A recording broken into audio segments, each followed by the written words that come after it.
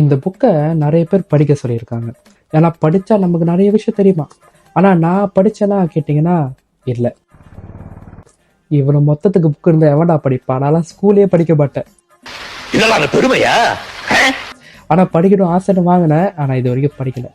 இப்போ இந்த வீடியோவில் இந்த புக்கை பற்றி சொல்ல போறியான்னு கேட்டிங்கன்னா இல்லை, இந்த புக்கை பற்றி சொல்லலை. நான் இந்த புக்ஸ் எல்லாம் பற்றி டார்க் ஃபேக்ட் சொல்ல போகிறேன். ஃபன் ஃபேக்ட் தெரியும், இது டார்க் ஃபேக்ட். சில புக்கெல்லாம் மனுஷங்க ஸ்கின்லேருந்து உருவாக்கியிருக்காங்க, நம்ம தோல்லேருந்து ஒரு புக்கெல்லாம் செஞ்சுருக்காங்க. சில புக்கை பேன் பண்ணியிருக்காங்க, ஏன்னா அந்த புக்கெல்லாம் நம்ம படித்தோம்னா நமக்கு நிறைய விஷயம் தெரியும் சொல்லிட்டு பேன் பண்ணியிருக்காங்க. அந்த புக்கை எழுதினவங்களா தூக்கி ஜெயிலே போட்டிருக்காங்க. ஸோ சில புக்கை வந்து நம்மளை மேனிப்புலேட் பண்ணுறதுக்காகவே எழுதியிருக்காங்க. ஸோ புக்கு படிக்கிறது நல்லது தான், ஆனால் எல்லா புக்கும் படிக்கிறது நல்லது இல்லை.